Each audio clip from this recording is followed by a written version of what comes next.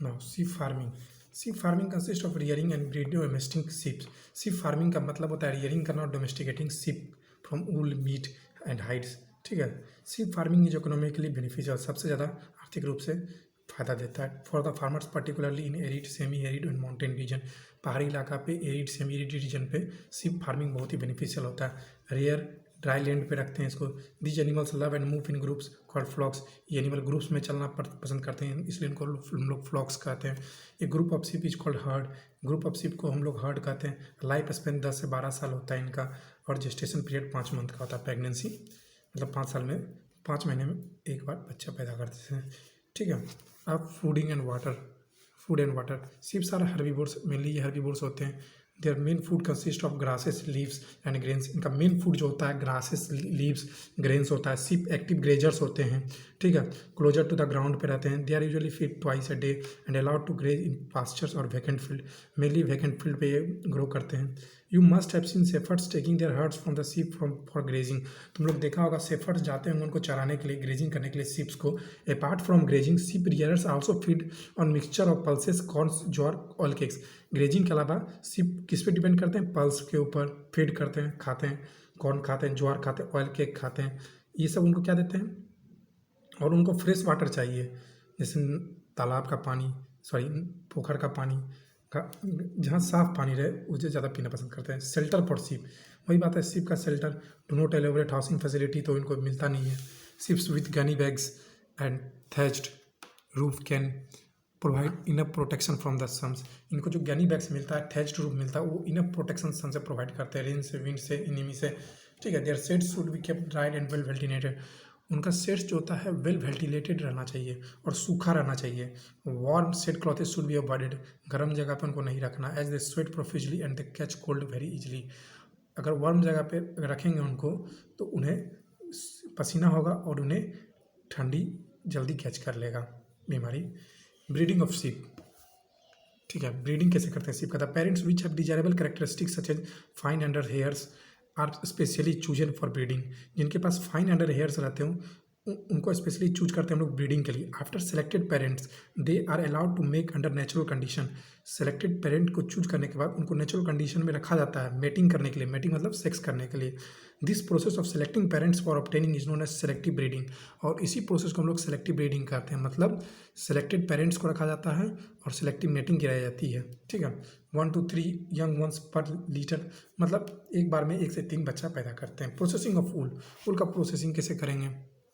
The whole process starting from the shearing into the coat of the sheep into garments involves the following step। पहले shearing करते हैं processing of wool में, wearing garment बनाने के लिए। पहले sharing करेंगे, उसको छाल को फ्लीज करेंगे from the body of sheep से।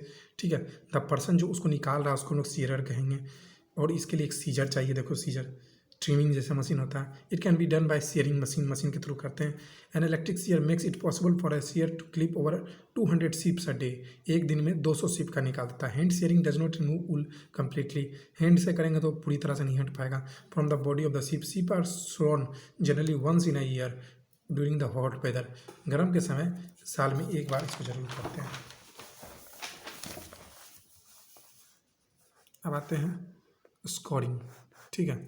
Scoring. The raw sheared wool is thoroughly washed into tanks. अब इसको टैंक में डाला जाता है धोने के लिए, देखो जिसको हम लोग स्कोरिंग कहते हैं, जिससे डस्ट सारा निकल जाए। नाउ डेज मशीन के थ्रू होता है। ठीक है। सॉर्टिंग करते हैं, स्कोरिंग करने के बाद उसको फैक्ट्री में डाला जाता है अकॉर्डिंग टू टेक्सचर के अनुसार से। ठीक है। फिर कार्डिंग में क्या करते हैं, वही टेक्सचर के अनुसार से।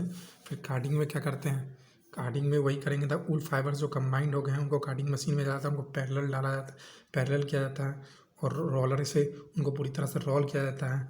दे are into toothed roller to separate the wool into loose ropes of silver.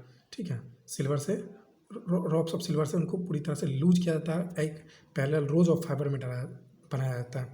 A number of slivers are rolled into this rope. एक नंबर ऑफ सिल्वर्स मतलब एक पर्याप्त मात्रा में सिल्वर्स इस रोप के ऊपर रोल करते हैं, और इससे क्या बनाते हैं, स्पिन यार्न बनता है, मतलब गुट्ठा। देखो गुट्ठा बनेगा, ये देखो time. Next the wool is died into variety of colours. अब कलर्स के उनके ऊपर डिपेंड करता है, जैसे नेचुरल फ्लीस के साथ इनका ब्लैक, ब्राउन, वाइट जो डालना है डाल दीजिए। आफ्टर रॉबिंग करने के बाद इसको स्ट्रेट किया जाता है, वॉश किया जाता है, और फिर यार्न में बदला जाता है, धागे में। अब इनको वीविंग और नीटिंग क्या आता है, शॉर्ट फाइबर्स को spun into woollen clothes and the longer fibres are knitted for making sweater. मोटे फाइबर रहेंगे, लॉन्गर रहेंगे, उनको स्वेटर बनाया जाएगा, और जो पतले फाइबर रहेंगे उनको वुलन क्लॉथेज बनाया जाएगा since the 1800।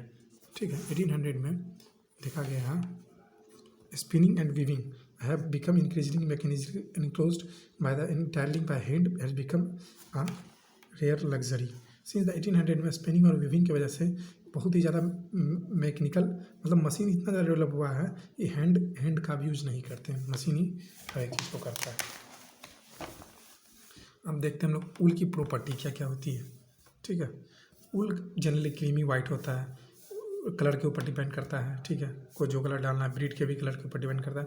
Most of the domestic fibre 2 quality होता है। ठीक है, एक फेयर होता है, एक फर होता है। ऊल फाइबर जो ओवरलैप करते हैं उसके रूफ के ऊपर, ऊल फाइबर जैसे स्केल्स होते हैं उनके ऊपर, जो कि उस रूफ के ऊपर ओवरलैप करते हैं। फर्दर 8 बैंड्स होता है मेनली पर सेंटीमीटर के अनुसार से। नंबर ऑफ क्रीम्स पर सेंटीमीटर मेनली 40 क्रीम्स होता है इसमें। ठीक है, इतना ही सब जानना जरूरी नहीं है, बस सीधा जानना है हेयर पार्ट ऑफ फ्लीस, उस हेयर पार्ट को हम लोग कैंप कहते हैं। Relative amount of kemp to wool vary from breed to breed, मतलब ब्रीड टू ब्रीड पे डिपेंड करेगा उसका relative amount. This makes some fleece more desirable. इससे क्या होगा, फ्लीस ज़्यादा डिजायरेबल, ज़्यादा इच्छाइक होगा हमारे लिए। फेल्टिंग होगा, कार्डिंग होगा क्विल्ट्स में। Scales and crimps into woollen fibre make it possible to fleece. They help the individual woollen fibre grab each other so that they stay together. अब इनको एक गुट्ठा बनाया था ताकि वो एक साथ रहे। Because of this crimp woollen fibre has greater bulk रहेगा, पूरी तरह से गुट्ठा में रहेगा।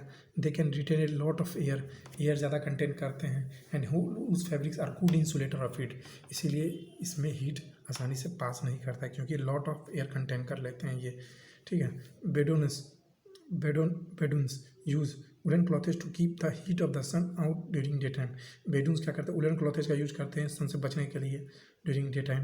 During night the same woollen clothes do not allow the heat of the body to flow out. और वही रात के समय बॉडी से हीट निकल नहीं पाता है, तो उसकी वजह से वो रात सुबह के समय सुबह रहे गर्म रहे, सुबह के समय गर्मी से बचे रहेंगे और रात को ठंडी से बचे रहेंगे। क्योंकि सुबह के समय गर्मी उसके अंदर पास करेगा नहीं और रात को ठंडी के समय उससे गर्मी निकलेगा नहीं। Dust does not cling to woollen clothes, dust से ज़्यादा इसमें डस्ट जल्दी, मतलब डस्ट उस्ट जल्दी चिपकता भी नहीं है उस वुलन क्लॉथेज में। ठीक है, dust does not cling to woollen clothes. अब आते हैं wool on account of the creams is considerably resilient. It has high tensile strength and elasticity. Simple सा बात है, इनको चुपचाप रखा जाता है क्योंकि इनकी टेंसाइल स्ट्रेंथ और इलास्टिसिटी ज़्यादा है। इनको आसानी से सुखा भी सकते हैं, लाइट वेट होता है। प्रॉपर्टीज हीट इंसुलेशन और वाटर एब्जॉर्प्शन में मदद करता है। Woollen fabrics have the ability to retain their shape, इनकी एबिलिटी भी है कि अपना शेप को रिटेन कर सकते हैं। ठीक है, अब तो मेनली ऊल प्रोडक्शन 29% टोटल वर्ल्ड सप्लाई होता है। इंडिया में woollen industry Jammu and Kashmir में, हिमाचल प्रदेश, उत्तराखंड, आंध्र प्रदेश में है ये सब। ऊल का यूज़ हम लोग फैब्रिक शॉल ब्लैंकेट्स में यूज करते हैं, पियानो हैमर में यूज करते हैं। Shoddy used from this wool. The shoddy is existing wool fabric is cut into small pieces and then carded. The carded wool is then spun into yarn. Such a yarn is inferior to the fresh wool, so it is used for cheap woolen garments and blankets. सैडी का use हम लोग ऊल बनाने में use करते हैं। ठीक है, और इसको स्मॉलर पीसेज में कन्वर्ट किया जाता है। मेनली जो ऊल मार्क होता है इंटरनेशनल ऊल सेक्रेटेरिएट, जो कि बेस्ड है यूके यूनाइटेड किंगडम पे। ऊल मार्क जो world's best textile fibre brand है ऊल मार्क। ठीक है, बस इतना ही जानना, Woolmark best fibres brand है। और इसी से सिंपल सा बात है, Woolmark indicates the garments bearing this sign has the power has are made from pure new wool that has not been previously used in any process. जो ऊल mark indicate करता है गारमेंट जो है ये pure new ऊल है और इसका use हम लोग कभी प्रीवियस प्रोसेस में नहीं किया। ठीक है, प्रीवियसली प्रोसेस में ऊल का यूज नहीं किया। ऊल मार्क सिंपल सा बात है, इंटरनेशनल वूल सेक्रेटेरिएट बेस्डली है यूनाइटेड किंगडम में, और यही Woolmark world's best textile brand है।